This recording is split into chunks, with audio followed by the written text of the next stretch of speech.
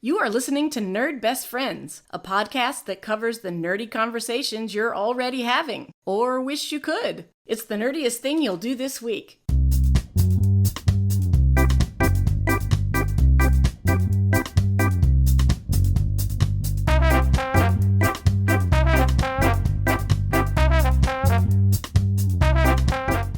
Thank you for listening to Nerd Best Friends. I'm Annalise, and I'm here with my best friend, Rob.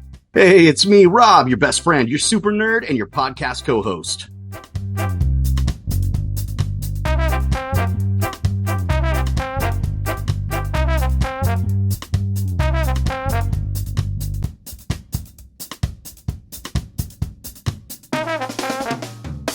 Nerd Best Friends can be found wherever you get your podcasts. Subscribe and follow us now. If you would like to support our podcast, get some nerd gear at TeePublic and find Nerd Best Friends on Venmo. This is episode 37, our summertime check-in. But first, our new segment, What I Like About It. On this episode's What I Like About It, we're going to talk about dungeon crawlers. Dungeon crawlers, for those of you who know, are a particular genre of board game. The kind of board game where you play a character and you're going into some sort of situation or environment, usually or classically a dungeon that unfolds before you. Hero Quest would be an example of a dungeon crawler as you crawl through this dungeon and new challenges come towards you. It's a whole huge genre. In fact, I would say a game I know you and I both like, Mansions of Madness, is a dungeon crawler. You go into a room, you open a door, and more of the dungeon unfolds before you. Right. I love this type of game. What I like about it is that they're almost always cooperative.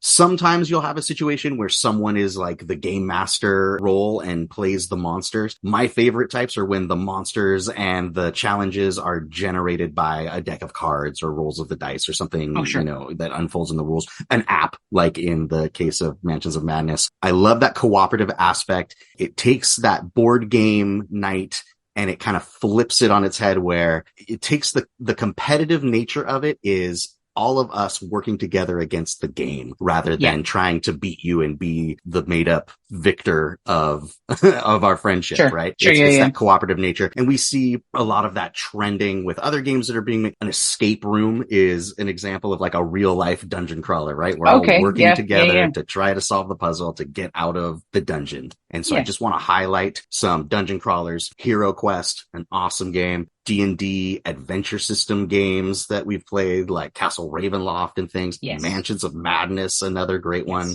that we've played. So when you're looking at games and you want to move away from that competitive feel and more to a cooperative field, I find that that's actually really helpful and fun as well when you're playing with your family. Maybe you've got, you know, young kids that you're getting into board games and you don't want to have one of your kids be sad and angry because somebody beat them at the board game. Not that that's not a valuable life lesson. It's just depending on the vibe of how you want your night to go, you might want to look at more cooperative board games. And I think dungeon crawlers are the way to go. They're definitely my favorite of the cooperative board game genre. And you know what I really appreciate about these more modern games that are coming out in the last, we'll say, decade or so, we keep using the example right now of Mansions of Madness, is that I can play solo because the game manager, the DM, is the app. I played a solo game, got totally beat by the monsters. Me and Andrew played the same scenario, and the rooms were laid out different and the monsters that came forward were different. It adjusted to having 3 players instead of 1 player. Even the Cthulhu's came from entire different side of the mansion when we played a game versus when I played solo. So what I like about that is the game is never the same. It's not like, oh, well, we beat this game, now it's going to sit on a shelf till maybe we can play it with someone who hasn't played it yet. Now I could go play that same scenario. And granted, I'll know at the end, like I'm going to try to get this Cthulhu before they spawn or whatever, but it's going to be different because it's going to give me different areas and different orders and different whatever. Right, because they're shuffled some way. It's never going to be exactly the same. Like we can play Castle Ravenloft every Halloween. You're going to fight Strahd at the end, but that's the fun part about it, right? And then the differentiation is how we're going to get there. And if you add different players or you play a different character, it's never going to be exactly the same. That's what I like about it. How about some nerd mail?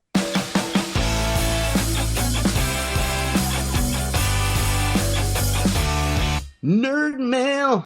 First of all, I want to say thank you to our followers and listeners for all the memes you've been sending over the summer. They are funny. They're hilarious. Keep sending them. I also want to thank listener Deborah, who shared a picture of an amazing looking nerd store in Wisconsin. So thank you for sharing that and your family travels with us, you nerd. Summer break is over. It's time to reconnect with your favorite podcasts. Send us what nerdy things you've been up to this summer to podcasts@nerdbestfriends.com.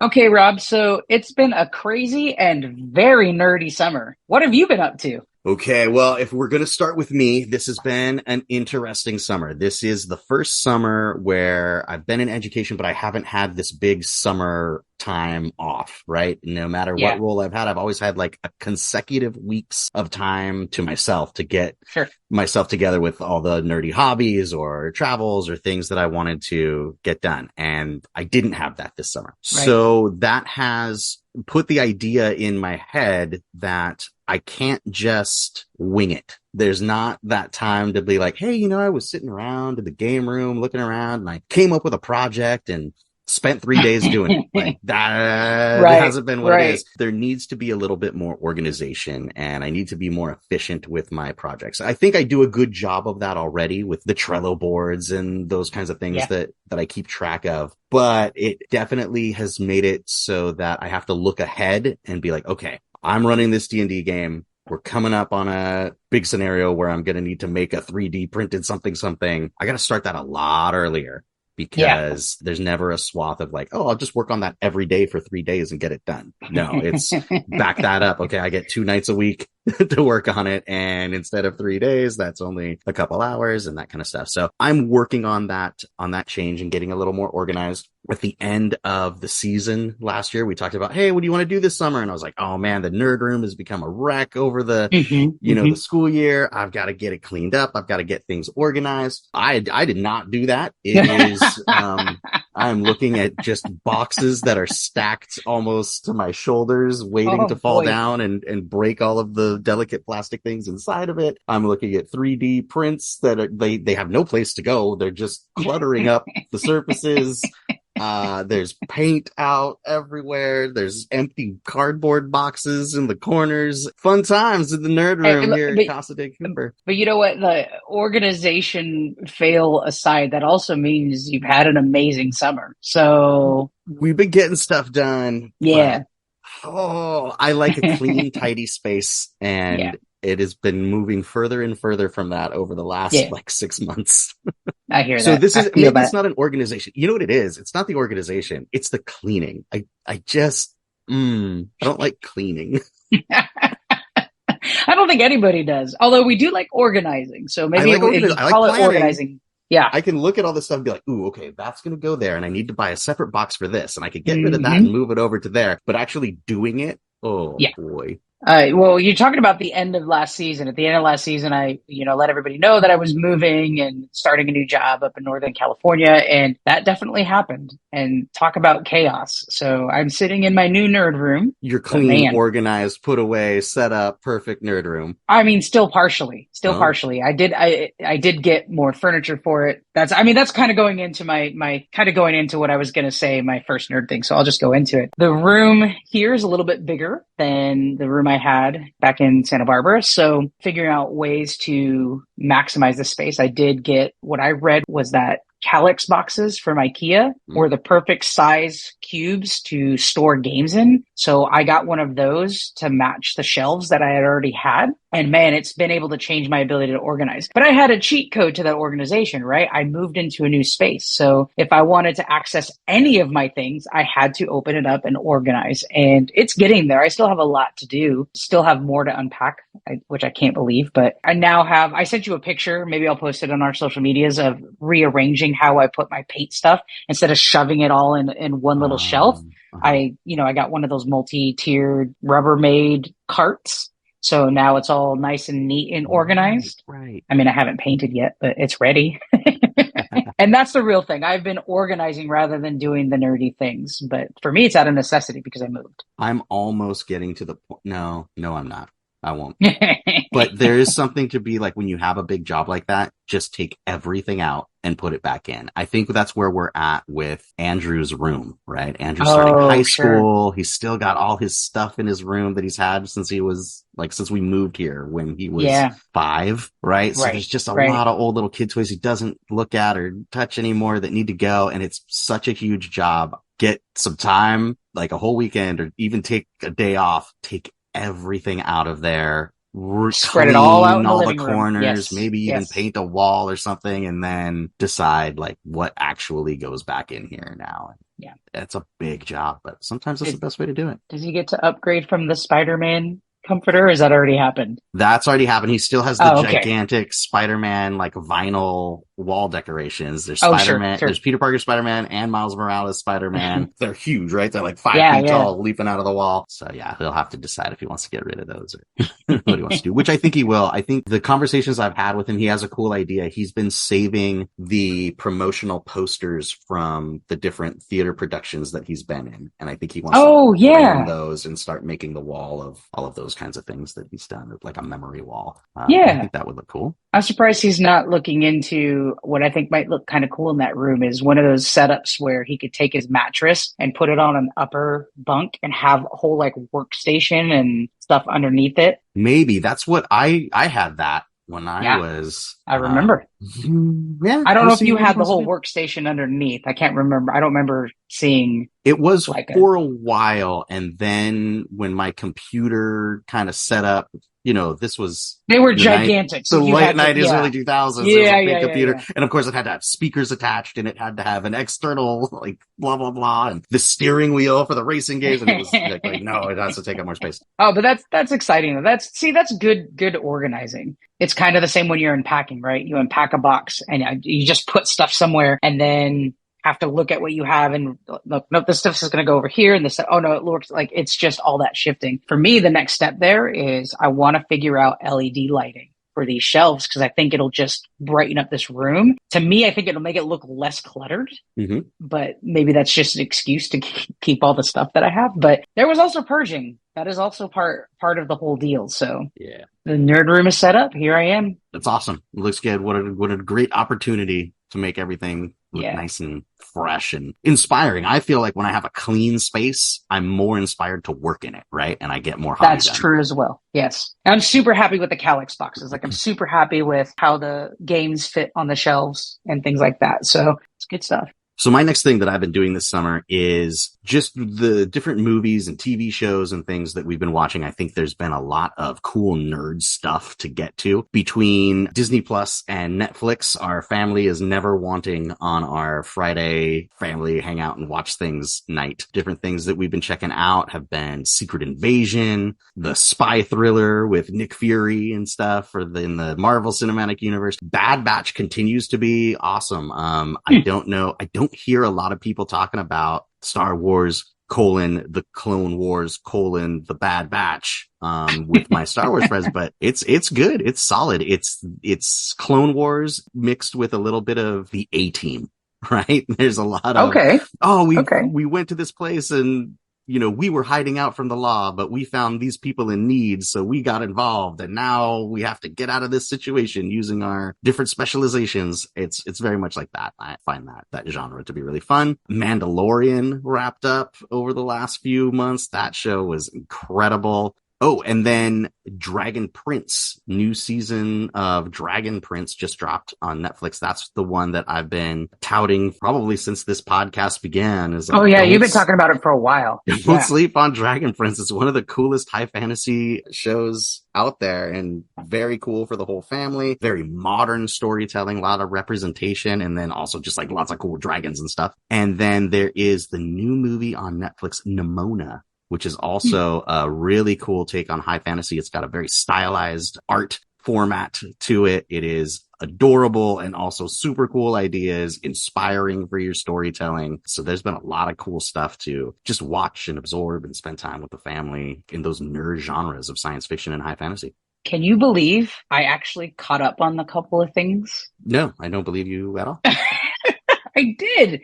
I got must to be watch, lying to me. I watched Doctor Strange, and you know that because I was texting you while I was watching it. Right. So was that the Multiverse of Madness? Yeah. Best D&D movie that was ever made until the actual D&D movie came out. And then I watched Moon Knight, and I thought I was going to get to Wakanda Forever. And so, listeners, so you know, in Disney Plus, when you go into the Marvel content, they have their lists out in multiple ways. I am watching not in release order, but in timeline order. So find that as you scroll down, there's a timeline order, and that's what I chose to watch as I'm catching up. That's so cool that they do that. It's awesome that they do that because I don't have to think or like go and look up a list. Now, what would be really cool is if you could just go to the top, press play, and it would just play through the entire thing. Because imagine like in your nerd room, just having it on wherever you left off. You could push pause if you wanted. Or even better, what I was thinking about is like if you have a comic book shop or you've got that cool like cafe that is just nerd playing thing, stuff. and it would just play through. So whenever you walked in, you knew like, oh, that's right, it was going. Yeah. I think that would be super cool for sure. And then I thought I was going to get to Wakanda Forever because for some reason I thought Moon Knight was only 4 episodes. So I get to the end of episode 4 and I'm like, man, that's a really weird way to end. And then it's like next episode starting in 14 seconds. And I'm like, what? And so then I realized it's 6 episodes. So I have 2 more episodes of Moon Knight, but I caught up a little bit. I watched a couple. That's better than it had been. So, you know, even I was watching nerd stuff and I'm still like, I haven't watched Mandalorian yet. I thought like, oh, I'm going to go back and watch the first 2 seasons to remind myself. I don't got time for that. Yeah, I thought that too, and very quickly was like, "Oh no, I don't." We're moving on. I can't do this. Yeah, I can't. And I love that show so much, so I was excited to watch it a second time. But I even tried just playing it while I was like unpacking the nerd room. But I found myself stopping to watch, going, "I don't remember that part. I don't have time to stop and think about it." So I was just talking with the guys at work. At time of recording, we are 25 days away from Ahsoka. The Ahsoka Tano series is coming out. So we were like, okay, so we got 25 days to like rewatch Star Wars Rebels because that show came out and officially said this is the next season of Star Wars Rebels from where it left off. So I was looking online like, well, of course I'm not going to watch all of it because I have a job. So like looking at different lists, and the best one I found was from IO9, and it was like the 50 essential ones. So we're like, okay, we got 25 days. We got 50 episodes. That's 2 episodes of Star Wars Rebels a day. Who's going to commit? Who can do it?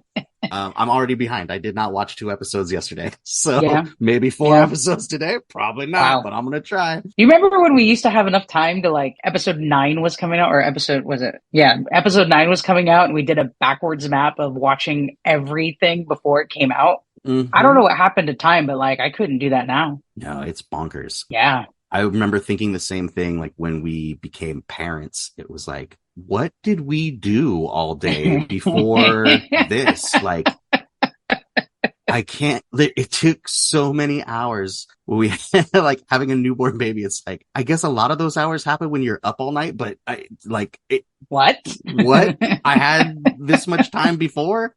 I squandered it. Right. I did nothing with my life. Right. What else you got going on this summer? We have wrapped up a few things that we were working on last season that we were talking about. One of the things, you know, right at the top of my mission accomplished list on my 2023 Trello board is finishing the Hero Quest board. We played Hero Quest and we tried to get in as many games as we could before you moved. Yep. And we had set up that kind of every other Wednesday night schedule for doing board games and stuff. And at that time, for those good chunk of months, it was all Hero Quest all the time. It was, it's Wednesday. Are we having a game night? No, Rob is painting and 3D printing this stupid Hero Quest board because it's got to get done as soon as possible. Right. And then we started playing. So it was like, go, Hero Quest. So that's over. You're done moved. And I didn't fill that space, right, on that Wednesday night that we used to have. Another thing that seems, you guys know, we use what's the board game app that we use to track our things? Board Game Stats. Board Game Stats. Thank you. BG Stats, yeah. So on Board Game Stats, it constantly reminds me that the cool father-sons D&D game that we started like 4 years ago or something like that, we've only played it, just recently twice in the entire year. So we're coming up, we're recording this at the end of July as summer is in full swing. And we only played that game twice this year. So wow. It is becoming apparent that as these boys get older and get closer to high school, their schedules are just filling up and getting more busy. Yeah. So we don't count on that as a regular thing anymore. So that's another thing where talking about time, like, okay, well, I think then, Friday nights, we could do something different with those or something like that. Or I guess Saturday nights is when that was. And so now Saturday nights are just kind of like, well, whatever, we'll see what's going on, which is a cool vibe to have free time on Saturday nights, but like, we could probably fit something in. Andrew has also, over this summer started 2 new D&D groups with different friend groups that he has. Oh, so good for Andrew. Really cool too. Yeah, no, I'm super stoked because I had been really worried about like, once I finish the Wednesday night game, I got to make sure that I bring, Andrew into a game. And wow, I can't believe the Monday night game is still going on. It's been 5-6 years. And, now Andrew's playing that game forever. He's pretty much old enough to play in that game, but it's like, well, I'm not going to put you in at the end. Maybe we'll pick up the next one and you'll do something like that. So there's just a lot of kind of rescheduling. I would say last year at this time, I had it on lock. Like I knew exactly what I was doing every day of the week. And it almost always involved gaming or hobby at some point. It was like every other Monday is the Monday night game, or it's doing something with Maria. Every Tuesday is Curse of Strahd. Every other Wednesday is the D&D game, or it's family board game night. Every Thursday is hobby night. Every Friday was either family movie night or the Father Says D&D group. Like, it was on lock, and now it's super loosey goosey. Which I know can drive you crazy. I know you like that organization, having your calendar set, but also as someone, I obviously don't have kids of my own. I have my stepkids, but they were already a little bit older when I came into their lives. But as someone who's been around high schoolers, don't discount how important that will be when Andrew steps into high school and all of a sudden it's maybe he's, my friends are going to go to a movie tonight. I'm going to go to a movie. And having that flexibility is going to mean being purposeful with your gaming time and saying, okay, but this Saturday is going to be our family game night. And this Wednesday is going to be this. And don't discount me coming to visit so we can finish, not just so we can finish Hero Quest, but don't discount me coming to visit and playing like Hero Quest and stuff. Cause I still want to do that. Yeah, you're right. There is definitely a value in that flexibility. It's just, do I fill that space? How do I fill that space? Another question that we've been going back and forth on since have finished the Wednesday game, which we'll talk all about in a future episode, and this father-son game kind of just like, I'm kind of giving up on it, right? It's going to die, is so starting a new campaign, starting a new game, D&D is what I'm talking about specifically. Yeah. There is this balance between online and in person. Most of the D&D I play is online now because I have found a good group of friends that live in a bunch of different areas. Right. Our Saturday morning game is a good example of that. So that makes it really cool because we can pick and choose like our favorite people or people we think work well together. And we can start this game with that group in mind. But at the same time, I've got a nerd room full of stuff of really cool minis and 3D printed terrain and maps and tables and all this kind of stuff. So there's that desire to want to play in person too. But then there's the push and pull. Like I can only get local people, or I can only plan on playing maybe 3 or 4 times a year with that group when we could make a plan for travel and getting together and things. So it's an interesting kind of back and forth and an argument to have, and not argument like angry argument, but like, let's make an argument for playing in-person games. Let's make an argument for playing online and kind of compare them. And that's where we're at. I'll tell you, like the online games they're easier.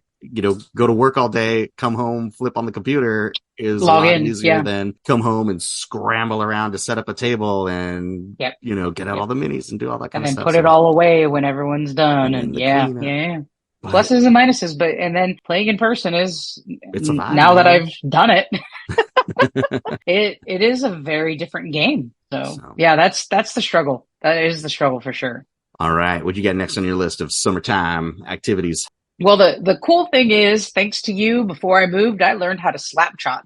And we actually have some content that we'll be posting about this. Learning how to slap chop was cool. Brought all my Final Girl minis, did the first 2 steps of slap chop. I still have to do the white coat on it so that I can paint them. So that's where I'm at with those. If this is your first episode of Nerd Best Friends, what is slap chopping? Because that could sound like anything. Slap chop is a version of primering or setting up a mini to paint versus, and there's a bunch of different ways, and you've taught me too. And I know one of them is like with an airbrush, and neither of us have airbrushes. Although I am very impressed with some of those people on YouTube that show their airbrushing and how they primer their minis for paint. In this case, I was introduced by Rob to mini painting using contrast paints because of the speed. My concern is always with time. And now as a new principal, it's exceedingly about time. So contrast paints, Army Speed Painters, the two versions of primering or getting a mini ready to paint was the Zenithal, which is spraying a black coat and then spraying a white from up above to show natural light and shadow for the contrast paints to hold on to. Flaptrap instead is using the dry brush method to start with a black coat, then do a lighter gray. Again, with that dry brush, you are accenting or highlighting different parts of the mini. And then you do the same thing with a white dry brush. And again, you're lighting up, making lighter the pieces of the mini that have edges so that when you put that contrast paint on, it holds on to it in a manner that makes it look like you spent a lot more time with your minis painting with multiple layers and multiple washes and multiple colors. It's using that speed paint to its best potential.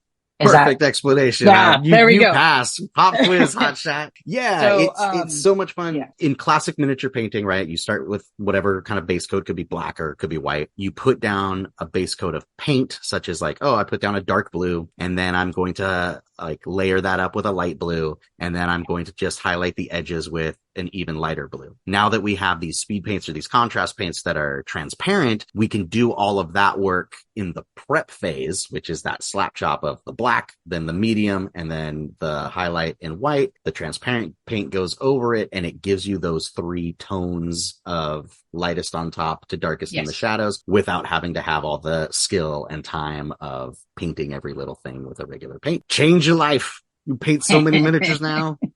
And so I have all the Final Girl Series 2 about ready. And oh my gosh, they announced Series 3 and I don't know. I know where my money goes. I haven't really, I have bought new games. That's a lie. Game Steward had a big old June sale and I bought a couple of games for that during that June sale. I know I was trying not to do Kickstarter stuff for a while after I moved, but man, Series 3 is coming. Anyways, I have a Final Girl Series 2 ready for the actual painting. That'll be fun because then I can get that on the table and play some of the Series 2 vignettes. A couple other things that I did before moving. Our super awesome and nerdy pinball guest, Nancy. I got to go visit her and her husband, and they were very, very kind and gracious and let me stay with them while I was presenting at a conference down near San Diego. So I got to see her super nerdy house and her pinball machines and all her Legos. And if you remember what were they called? Pie charts? Pie cross? Or little like Japanese color in the things. She showed me her whole collection. Kind of things. Yeah. Yes. And she actually has more. She has like giant hand threaded things that she bought and did. Like one of us is like a Bart Simpson and their game room is super awesome. They had Calyx boxes and all her Legos and oh my gosh, it's nerdier than you could possibly imagine. So it was so cool to go to Nancy's house and hang out with them. And shout out Nancy. Yeah, it was really awesome. And we'll have to go and visit again and do some game nights or something. But, and then one thing I don't know, maybe talk about it a whole separate episode, or I know we're talking about some extra content for next season, but my little brother, Carlos, got me a gift certificate to this VR place that he really likes. That's down, I think, around Thousand Oaks, maybe further. I can't remember exactly where, but he got me a gift certificate. He had taken my nephews a few times. It's not LA. It's close to where Dustin's shop is. It's not Westlake. West Hills, maybe? I think it's West Hills. West Hills. Yeah. So it's a whole VR thing. And I was really nervous because we've talked before, like with the aging process and the way technology is now, first-person games make me really, really motion sick. And I was really worried about it. So he talked me through it and he's like, if you just get motion sick, you just raise your hand and they'll stop the game. And he goes, but you really shouldn't because it does good with your equilibrium. So I was like, bro, I'm moving. I want to go play this game with you before I go. And So we spent a Saturday, went down there and he made a reservation and they have different levels of games. I told him my only rule is please no like zombie games. That to me, that just freaks me out a little bit too much. So, I love horror, but like, I think I don't feel like I have any fears, but if I had a greatest fear, it would be zombies. Like seriously, if a zombie apocalypse happens, just kill me because I will not be able to handle it. Like I will not be able to handle it. Just shoot me in the brain so they don't eat my brains and leave me alone. So he found one, and it was very Dungeons and Dragons. Right. It was something quest, and you went on a quest to beat the bad slug guy to the thing in the tower, and you got to pick these different warriors and the different skills they had. So every warrior had a weapon and also had like a magic thing. Carlos's character had like an ice thing that he could fling with one hand and then hit them with his sword and they would shatter. And then I had a fireball. I could just light these guys up on fire. It is so fun and so amazing. And you actually strap on like the different, if you ever watch them make video games and they have all those like dotted things all over their bodies to get the movement, you do that. You got them around your wrists. You have them around your ankles. You have a whole vest thing on that has those dots. And then you put it's a whole head thing versus just in front of your eyes. And I think not that just helps goggles, with it's a helmet. Yeah. Well, I mean, not a full helmet, but it covers your ears and it covers your face. So I think that helps with the equilibrium. And they put you through a whole like exhibition part so you can get used to all the pieces. What a trip. Once you put that thing on, you look down at your hands and they're not your hands. And I look over at my brother and it's like some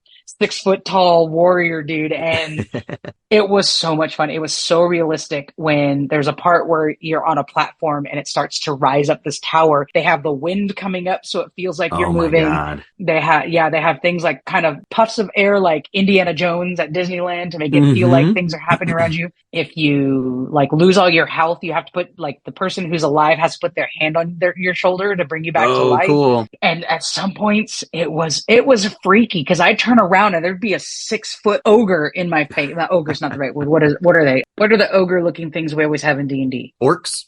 Trolls? There we go. They were orcs. There were trolls in this one. There were orcs. And I'd turn around and there'd be this 6 foot orc in my face, like, screamed a few times because I turn around and they're right in my face. And oh my gosh, it was so much fun. I have some videos. I don't know that I can put them on our social media because I swear a lot in them because I was like, beat. And, I'm a big fan of this and I want to do it again. I want all of us to go. I think, and Carlos said, it is more fun with more people. It sounds incredible. How many people can they fit in there for your party? I think 6 or 8. It's a really big room. That's awesome. Yeah, and they have it so you get warned if you're getting towards the wall so you don't run into the wall. It was a workout, man. I was drenched in sweat. It's a workout. But man, it's so fun. We got to do it. That sounds like a great like birthday party or some kind of cool event thing to do. Yeah. That sounds really cool. We got to do it. It was really fun. But I got to do that. So I got to do a couple of really cool things right before moving. In seeing people like playing Hero Quest with you all a bunch and learning how to slap chop and visiting Nancy and doing this VR thing with my brother. I really, really lived it up in the last like 6 weeks that I was there, much more than the like 4 years I lived back at home. Isn't it kind of funny how you take advantage, like you don't take advantage of the time you have until you know it's going away and then look at all this cool stuff I could do. It's that, and we've talked about this off the podcast that, my time coming home was interrupted by the pandemic. We were on a really good roll of like hanging out and doing stuff. And then we had to do shutdown and couldn't hang out. And then we kind of just stayed in that mode. Well, and also to protect both of us, right? Like when I tell this story to people about when I explain our Wednesday D&D, how that came about. Sure. Some of that happened because, your wife is a nurse. And she said from the onset, I remember you telling me very distinctly, like, I know some people are hanging out. We have to assume that we have it all the time because your wife is around it all the time. Yeah. Right. And that was before we knew more about it. And that was before we had the vaccines. For better, for worse, we were really careful around that time. So we lost our momentum on that. And so I feel a little cheated about coming home. I think I would have done better. I think so too. You're right. If we think about like, we were having regular like weekend barbecues, we were having regular in-person games and stuff. Yes. Credit to us. We didn't let it, stop us. We started a bunch of online games and we kept going, but then we got kind of trapped in them. Yes. And that was a little bit of it as well, right? Here's the time I can commit, and that time I can commit, we were in these other online games. But yeah, I mean, no regrets. Right. No regrets, but it was cool. You're right. It was a timeline and a deadline thing that really jump started it. I'm not that far away. I didn't move across the country like before. It's all good. We'll go do some VR. It was so much fun. It sounds great. I saw the video. It looks amazing. I can't wait to do it. I will definitely. Yeah. It took seeing you doing it for me to be like, oh, I get it now. Because I'd heard about them. It was like, oh yeah, they have these VR experiences. I'm like, well, I put on VR goggles. It's whatever. Like, it's not that great. But I'm excited about this. It's really next level. I remember inviting like, you and Andrew, come do this with us. And you're kind of like, man, I've done VR kind of before. It's fine. And I had the same idea. I thought like, oh, my brother gave me this gift certificate. I'm going to go and put these goggles on and get real sick. And it's going to be fun because I get to hang out with my brother. But no, I need to go back and do it. It's so much fun. It was also the morning after the Brew at the Zoo beer festival, so I knew I wasn't going to be able to make it. You would have been fine. You would have sweated out that hangover, bro. We went to Lucille's. There's a Lucille's barbecue right next door. Like, we had a good old lunch. Although next time I'd probably do the lunch after. Well, 100%. Yeah. Hey, Rob. So we're in July recording, and this episode will come out in August. Mm-hmm. We're halfway through 2023. We are halfway through 2023, which something that we do every year is we set our nerd goals for the year. We use our hashtag, our Trello boards and all that kind of stuff to come up with fun projects and see. So that was something we wanted to do during this summer episode, was that this check-in. Yeah. How are you doing? Check in on your nerd goals. Yeah. How are you doing on your nerd goals? You want to go first? You want me to go first? I have to open my Trello first. My Trello's already open, so I'll go first. Of my 23 things, I have 9 completed. I have 5 in progress. So assuming those get done, that puts us at 14, which is good. That's ahead of halfway. I guess if I were really to be halfway, there would be 11 or 12 things on the completed. I mean, completed, but you're pretty close to that. You're pretty close to that. And what is fun about my list is there's still 30 plus things on my ideas list. Because you went that route, right? Like, of just putting things instead of committing to just 23 and then being like, oh, this one I'm not going to be able to do this year. Yeah, so I'll wait and talk about the things that I'm proud of that I accomplished and kind of go back to that structure. One of the reasons I did that was because in years past, I had found getting towards the end of the year, there'd only be 3 or 4 things on the list. And I would find that as time passed, I wasn't excited about doing those things anymore. And so then all of a sudden, my cool idea of fun nerd things turned into a chore that I have to get something done. So now as I have ideas, I just dump them on there. So I have a larger menu of like, well, what am I excited about? Now I'm going to grab that one and move it over to the in progress as I get started. Something else that we did this year with our 2023 goals, my wife and I, was we decided to break it up into quarters to kind of have things. So now on my Trello board, we kept our lists separate this year. Before we had it, we all had one big list and we just used like the color tags and stuff to differentiate them. Yeah. But I started putting so much stuff on there that Maria's like, I can't find my stuff. You're ruining this board for us.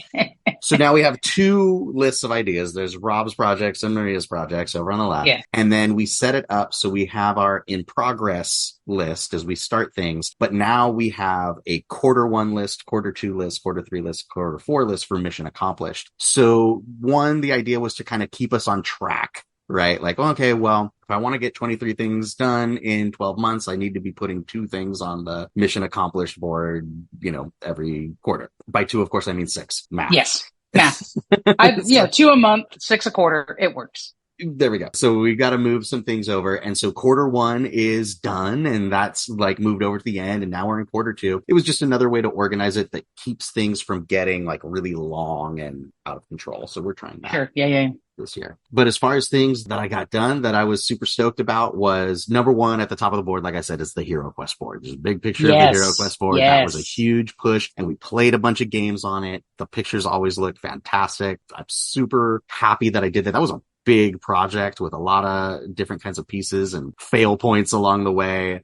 So I was really stoked that I got that finished. Another thing that's on there was like box organization and cleanup and stuff. We found the website. I know all the other nerds probably already know about it, but it's Felder. Oh, the German site. Yeah. German website that does all the box inserts for foam. Got super into that place. I had been 3D printing box inserts and organizations, and those work really well. but they don't have something for everything, right? So Right. all the Right. patterns I could find, I've done, but I had a lot of other boxes where it was just kind of like, the minis don't really have their own place and they're kind of clacking up against each other, or, I have a bunch of little plastic baggies with the different chits and cardboard cutouts and stuff, and they're kind of messy. So I've been I literally every month after payday, I go and buy a new Felder thing from that website, and slowly but surely all of these board games are getting organized and things like that. And that had been a goal of mine, was to do a little box management. The Dragonlance novels from the late 80s. I wanted to reread all of those in preparation for the Dragonlance campaign and stuff that came out for Dungeons and Dragons. And so I broke those up into the different trilogies, and I've been knocking those off like crazy. I painted my first space orcs in Warhammer 40K. One of the army factions is orcs, and I've always just loved them because they're just goofy looking. They got like gigantic heads and small legs and ridiculously huge weapons and giant teeth, and they're just amazing, goofy. And I've never owned any or painted any. And one of the things that we talked about in seasons past was the discovery of one-page rules, which is a very rules light tabletop army skirmish game where it's like, I don't have to have this huge investment of thousands of dollars and hundreds of miniatures to make an army. I can just grab one box, paint them up,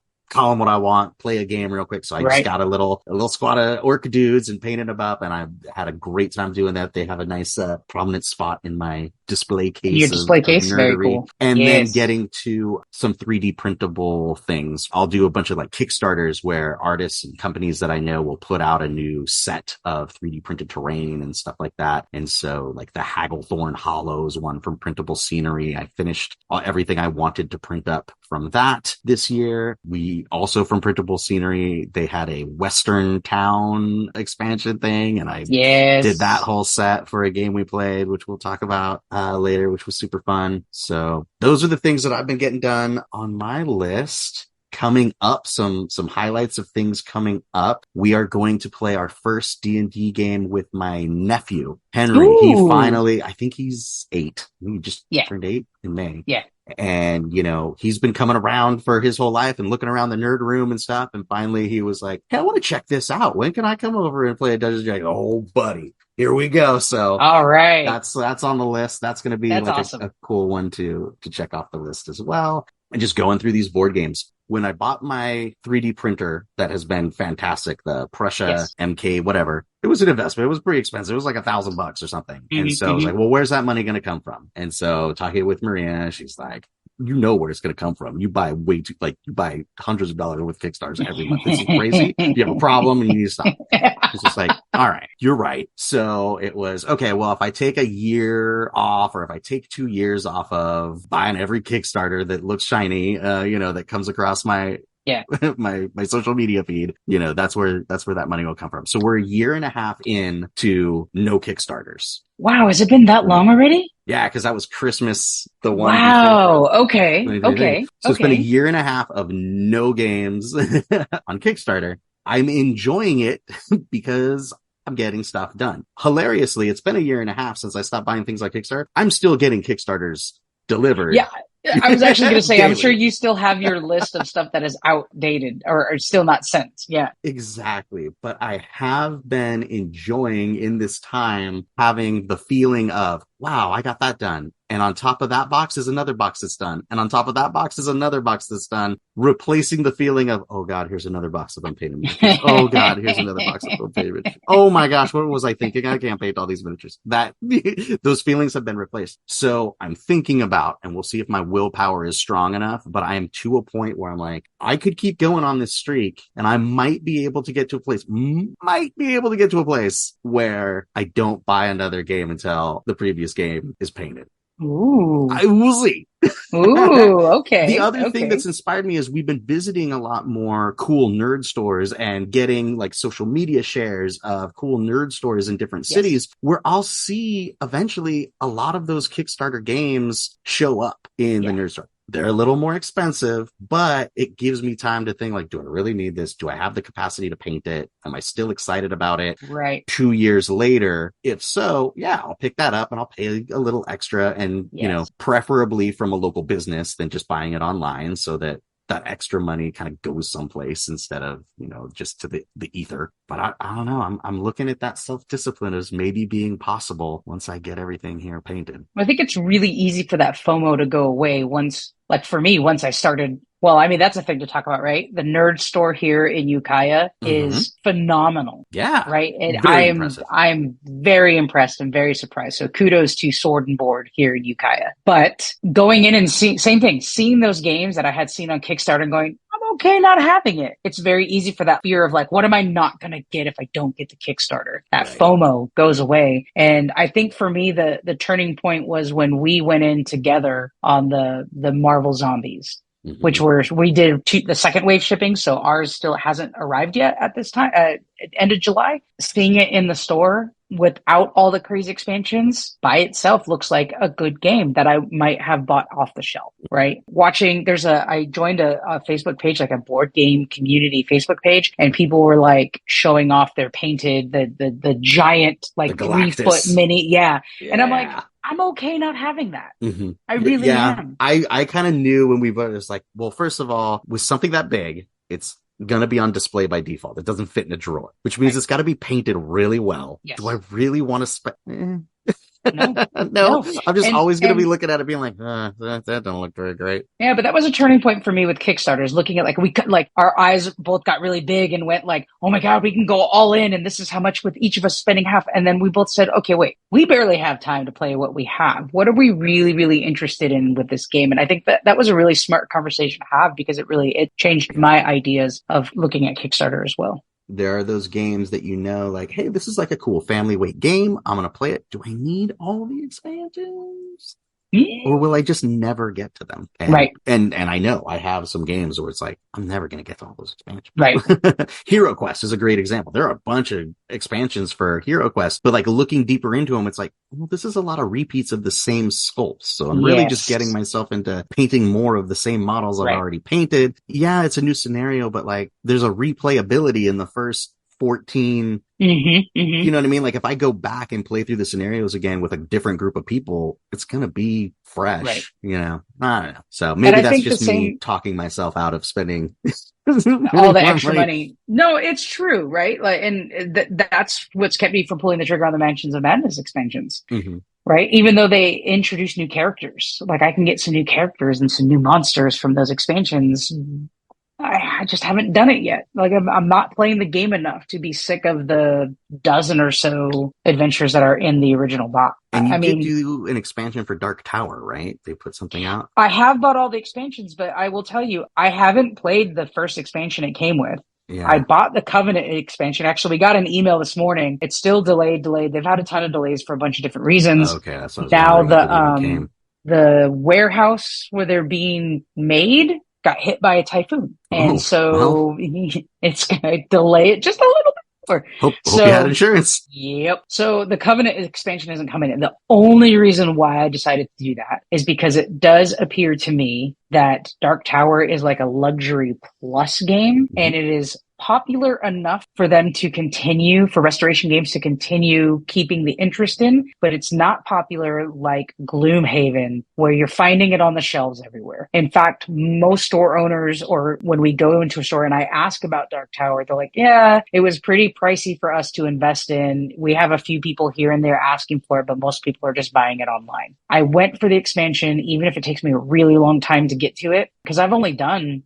maybe 3 or 4 of the initial Dark Tower. Some of them I've replayed because I failed, right? I didn't make it. So I don't know about getting to those expansions, but because it's not as popular as some of those other games, I went ahead and got those expansions. We'll see how it goes.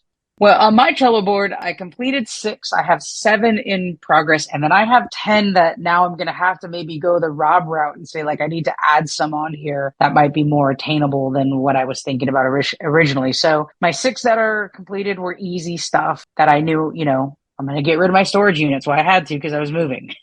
Actually, I didn't even put move on here, but I guess I wasn't planning on that. And December when I was planning these. So, complete season 2 of Nerd Best Friends. I knew that was happening. That might be a cheat, but I put it on there because we could have not finished. We've been to a bunch of water spots around the new city, and I've gotten to like boogie board, and I'm going to paddle board next. Like, I'm excited about that. We went to the lake. We went to beaches are a little bit further drive away, but we still went and like took our dog because it's way cooler there than when it's 90 or 100 here in Ukiah. We go to the beach, and it's about a 45-minute drive, and it's not bad. Yeah, we'll go and spend a few hours and run around in the water and boogie board and have some fun. So I've done that a few times. I've actually I went with one a month on watching new shows and movies. I've actually completed that one already. The stuff I'm in progress with are things that are, like one a month. So it's going to be to December that I'll be doing these things. I'm actually really close to completing my Goodreads goal. So I've been reading a little bit more than I usually do. So that's good. One of our goals of the podcast was to double our amount of subscribers, and we're really, really close to that. So I think we're getting really close to me moving that one over. We talked about that in our planning meeting. Tell a friend about your favorite podcast, Nerd Best Friends. Yes, do it. Do it now. Text your friend, tell them to follow or subscribe, whichever works for the platform you're on. I play Return to Dark Tower or Mansions of Madness. I did things in 12s this year, like averaging one a month. So, complete the mini painting goal, which I'm behind because of the move. But once I finish the slap chop for not as behind as some people on that board. Well, I am not going to call them out. But then I have these other 10 things that I'm unsure about. So, I'll probably be adding in a couple of goals, like as you mentioned, like a wish list goal, which I actually have a card for that. I just haven't put anything in. So I would say I'm approaching a midway point at the midway point, which, is pretty good considering how bonkers my May, June, and July were with the transition and the move. So and looking at your pending. I mean, there's some things I just don't know that are going to be doable. Maybe. Some of these I have to wait till like December to measure if I achieve the goal, right? Some of them, again, May, June, July with the move gets a little funky. I cook one new recipe a month. I've had 0 so far. So maybe that means I got to do 2 a month. That's finish out the year, right? So that do be how that works. Or if you like you said, you can play the Rob card and be like, oh, you know what? It turns out I wasn't very excited about doing that after all. I'm going to add something different to the list. I actually am excited about that. It's just when you don't have a fully functioning kitchen because half your stuff's in a garage in a box. Okay. Right. It's the moving factor that some of these are going to be like, I put in 23 hours of Spanish study. I haven't had time to log on to Rosetta Stone and practice my Spanish. So they're just those things where it's like, I want to do them and I haven't been able to yet. Halfway through the year doesn't give me a lot of hope that I have the time to do it. So I might have to reconfigure some of those or change them to things that are actually more attainable for me. And so for me, it's not the desire. I don't not want to do those 10 things. It's turned into, I haven't yet. So what does this actually look like to complete my 23 for 23? Good time to reevaluate, especially with stuff like that. So I'm glad we're doing this check-in, like you said. Like, absolutely. That becomes 2 a month, or I can change it from 23 to 10. Yeah, right. I can make it something attainable and yeah. And listeners, check in with us on your progress of your nerd goals. Hashtag 2023 nerd goals, podcast at nerdbestfriends.com, or find us on all the social medias. Share with us your progress. How are your goals going for 2023? To complete this conversation, Rob, what is your next nerd thing between now and when we start the season? Yeah, in the next few weeks, I have tried to set myself up for success with finally having some like beautiful sunny weather. It was a little bit of a weird year in Central Southern California, where usually when we hit April, everything's beautiful. And for whatever reason this year, April and May and June were just gloomy and overcast. A lot of humidity. Just a kind of a weird year. But in the last few weeks, it's been sunny and 70 to 80 degrees every day. Our local game store, our local comic book shop got in a box of black spray primer, and I bought all that he would let me buy. Poor Jim's like, oh my gosh, you came in on the right day. We just got our shipment like an hour. He's like, if you had come in an hour ago, we wouldn't have had it, which is perfect because I was going to come in my lunch break, but I decided to go in after work instead. He's like, we just got a new box. I was like, great, I'll take it. And he puts one, and I was like, I'll take the box, sir. He goes, no. We got some of these like on hold for other people who had been looking for them. And I was like, I bet Maria's one of those people, Jim. Check your list. He's like, okay, well, you can have one. He's like, you can have the one Maria reserved. And I was like, you can give me one more, right, Jim? You can give me one more. I was like, yes, you can have one more.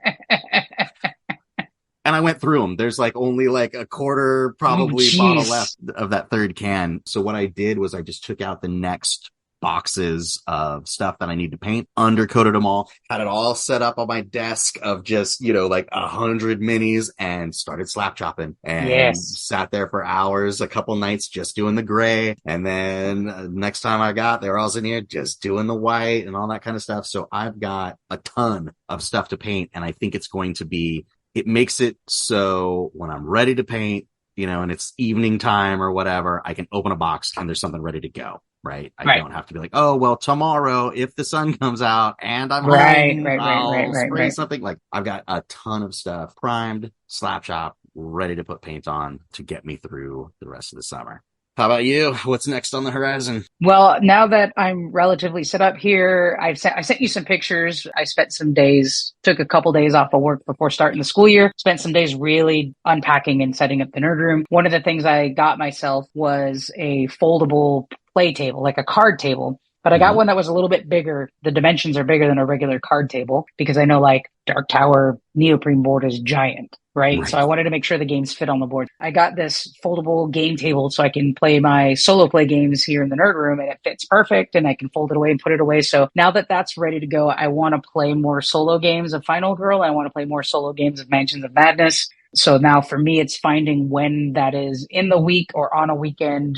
Is Saturday afternoon after we play D&D, is that my couple hours to set up Final Girl and play? So that's where I'm trying to find where does that sit for me? Maybe it's the every other Wednesday or something. I don't know. I have to figure that part out, but that's what I'm hoping to do and start getting in the groove of. So everyone knows, and if you don't know, you're new to the podcast, I am a really big Stephen King nerd. I am constant reader. But I've read everything that he's ever published, with exception to the Dark Tower series. And I don't know why. It never really piqued my interest. And you had gotten me the first novel's version of a graphic novel, or the graphic novel's comic version adaptation. Of the first one.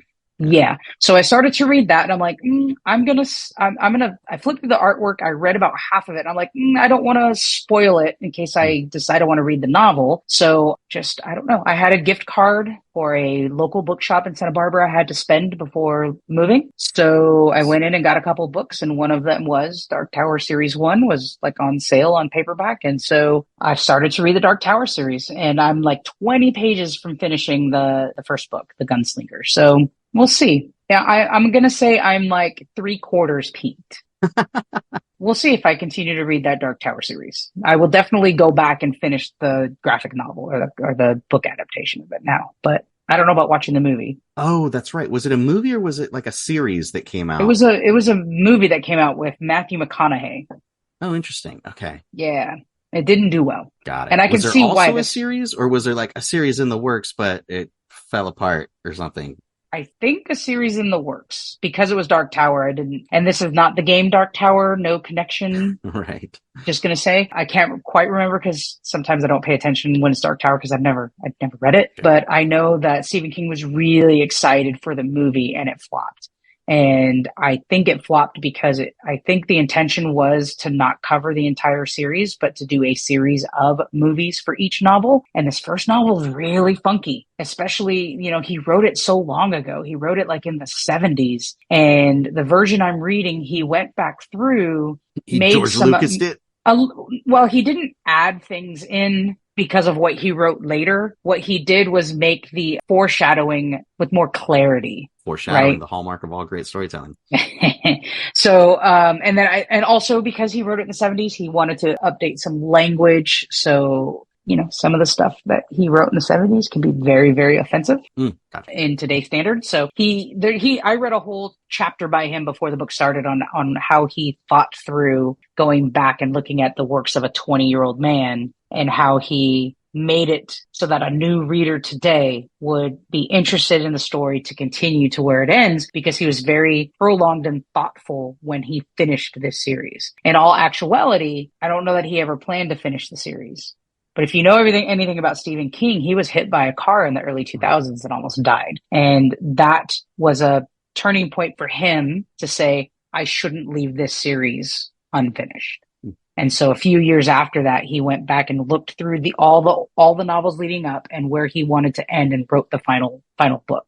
It's like one of those, really cool. Like one of those, like, tell me you're a nerd without telling me you're a nerd. It's like, well, I've read more about Stephen King writing The Dark Tower than I've actually read pages in the series The Dark Tower. I mean, everything he's ever published other than those books I have read. So I will not hide my Stephen King nerdiness. Reading his books is like drinking water for me. I don't know a better way to explain. I can pour through those books in a couple of nights when they're new. And I'm super excited for his new book coming out in September. He did this whole series. It was a series of 3 books called, the first one was Mr. Mercedes, and it follows the story of Bill Hodges, who's like a retired detective, and he runs into kind of a ragtag group of people and trying to solve this long series of things. Of course, it's Stephen King, so it's mystical, it's scary, it's got your horror pieces to it. One of the characters is named Holly Gibney, who kind of grew on readers, including myself. He's got a whole book just about Holly coming out in September, so I'm super excited for that. But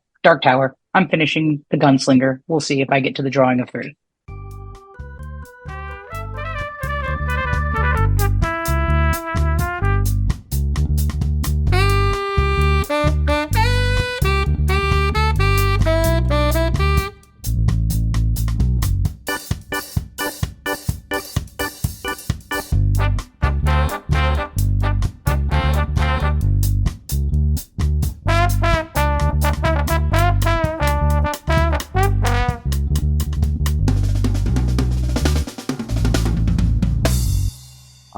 We're about that time. Ask me the question, Annalise. Ask me the question. I mean, we're getting back to it. We might as well. What's the nerdiest thing you did this week? Hey, we got there. The nerdiest thing I did this week is, of course, Dungeons and Dragons related. Let's see, how do I make this long story short?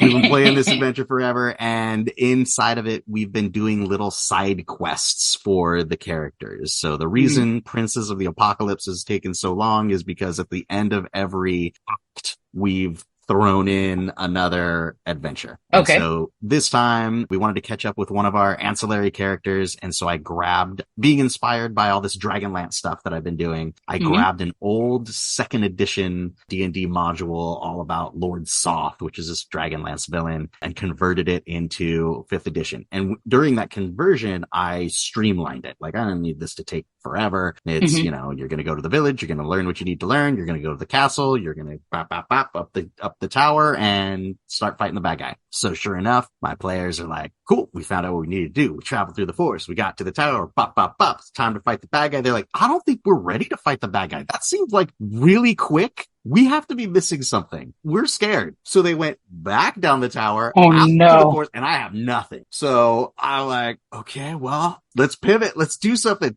So this week I've been like making this dock and trying to figure out, okay, well, what's going around in this forest and of course it's not like easy. It's not, well, they could go around here and maybe they could find some magic MacGuffin and that'll tell them like, okay, now you're ready to go fight the big bad evil guy, right? No. What if there was this whole other thing going on where it's a secret amulet and they can find it by going here. And it's all going to culminate into a forest dwelling, like Ewok style treehouse village full of vampires. So that's what I'm doing. And of course, I don't have any of the stuff to make that happen. So I am now printing and painting and like a gigantic 3D printed treehouse village and a ton of little vampire monsters and stuff. And I'm like, what did I do to myself? Like, I know I could have made this. How did we get here?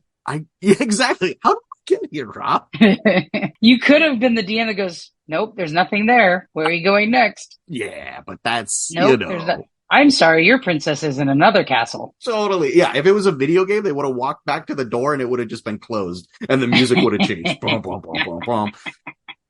was like, no, we can come up with something fun and that'll be great. And then my mind just went out of control and well, okay, here's the next 6 months of my life is going to be doing this side adventure to side the of a side adventure. quest. Oh boy. Well, it sounds like it's gonna be fun though. So what's the nerdiest thing you did this week?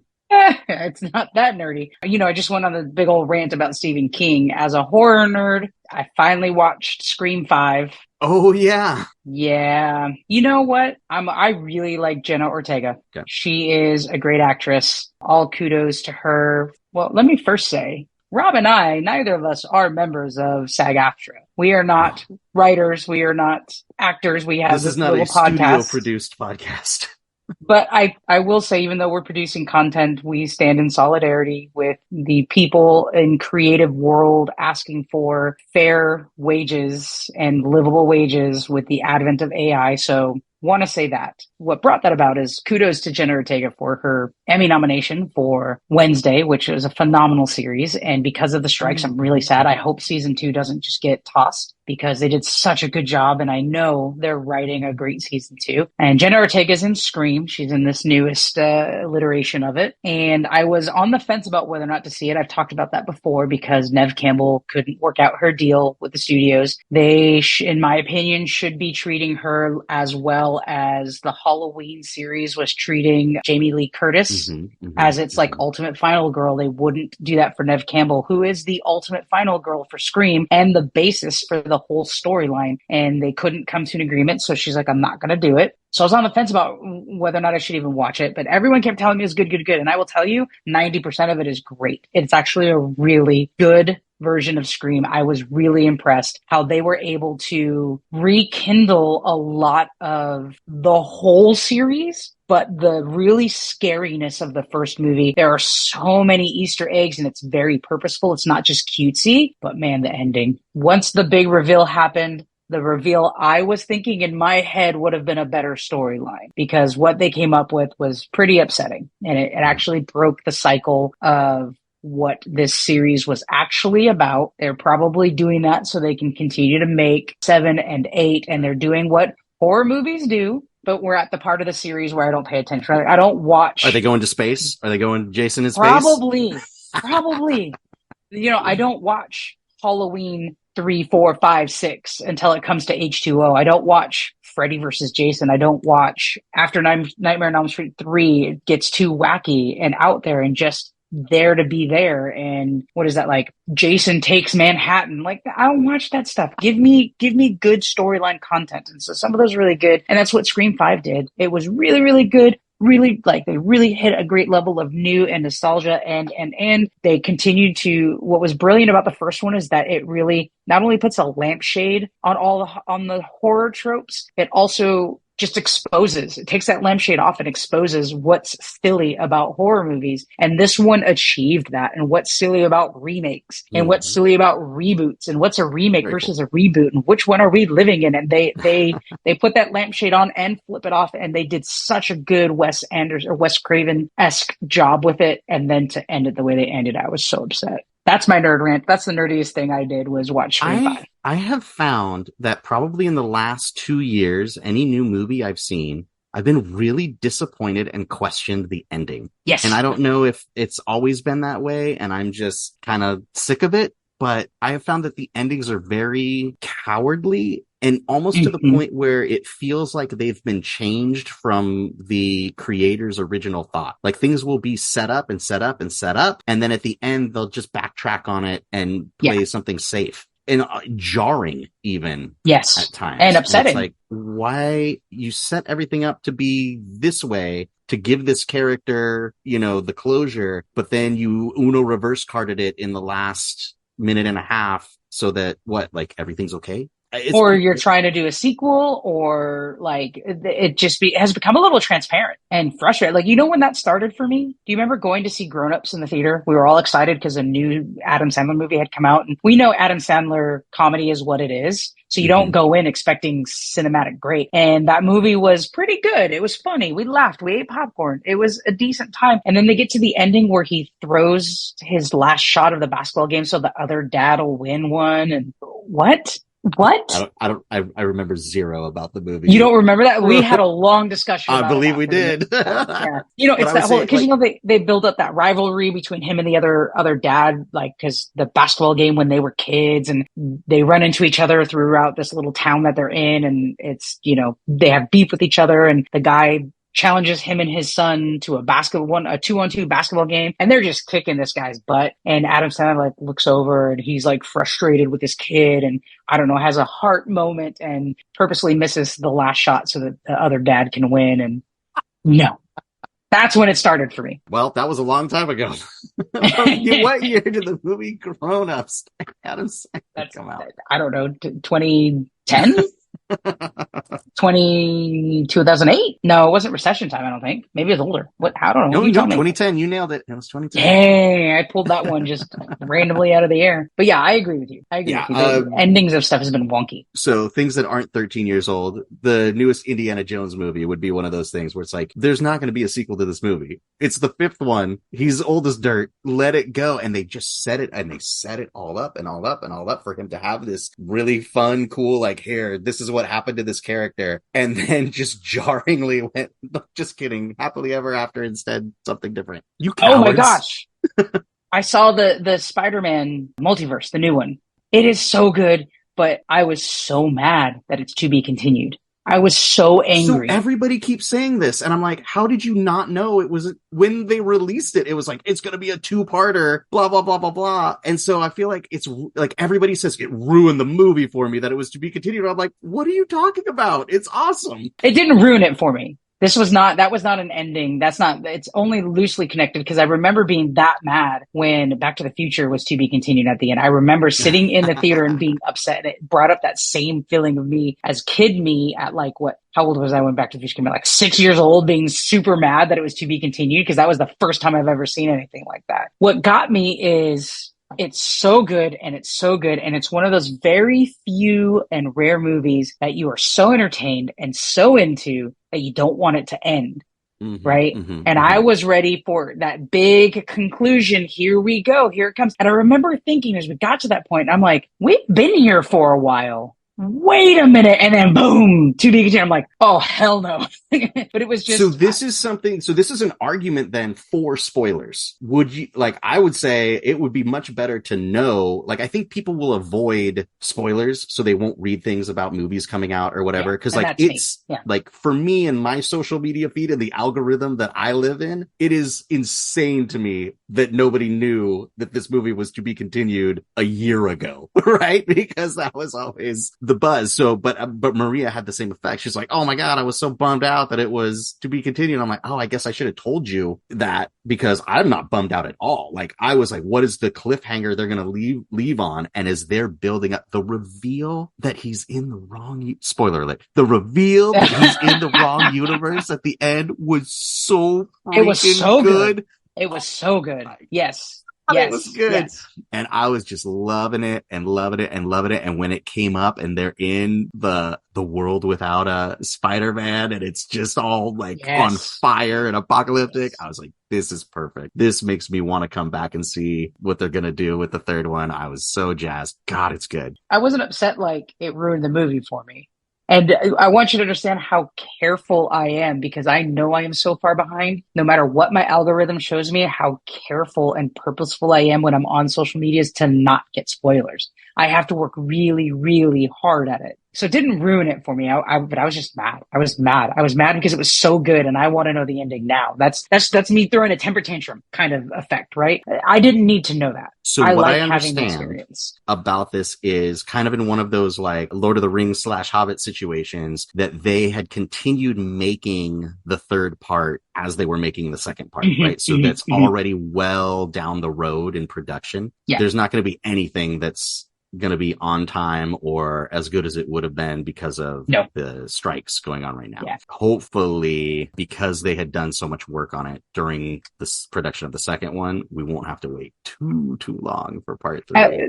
The biggest hope is that the continuity is there because the stuff was written before the strikes happened, right? Yeah. We're going to have delays on stuff, but my hope is all those things that were written and done or nearly done when the writer's strike happened, to me, that is the crux of it. Right. And so I believe it was all written as one big story. Right. And so we should be okay. I've never seen anything like we should have done a whole podcast on this. I've never seen anything like this movie. It is incredible. And the reason is from like reading that I've done, the animation style that they've done, first of all, just the care and perfection to let you know when they're in different universes, they all have a different scene. And even when characters are in the same room, they all have that same artistic vibe to them. But even animation things that I've learned about because of this movie of like, okay, so it was a animated film is 42 frames a second. And when you do animations, they call it doing it on the threes, where every third frame, the character will be different, right? And that kind of thing to do the timing. And things like Spider-Punk, his character is animated on the threes. His background is animated on the twos, and the guitar is animated on the sevens or something like that. And just these risks that they took to make the vibes different and creative. It's a whole thing, man. That movie is incredible. Both of those movies are incredible. I will say I give kudos to this similar type of visual work that they did for Doctor Strange and the Multiverse of Madness, because there's different color hues and the scene where they're jumping through all the multiple so cool universes, was one of them paint? Yeah, if you get stuck there, it's really hard to eat.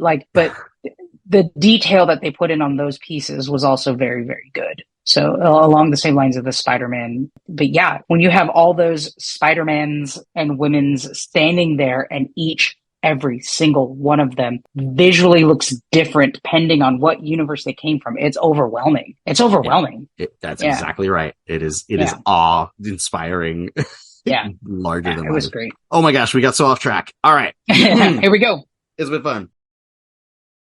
Season 3 of Nerd Best Friends debuts on Wednesday, September 6th. Our main episodes air every other Wednesday. Between now and then, go follow us on social medias, send in the nerdiest things you did this summer, and get ready for another fun season with me and Annalise, your Nerd Best Friends. Remember to subscribe, share, and give us that 5-star rating wherever you get your podcasts. Follow us on social media platforms at Nerd Best Friends, or send a message by writing to podcast@nerdbestfriends.com. Well, it's been so fun catching up with you, Rob. Despite living in another city, we definitely have some nerd stories to share, and we're going to share a big one. Season 3 is going to be the best. Very much looking forward to it. Thanks for listening. Thanks, everyone. See ya September 6th.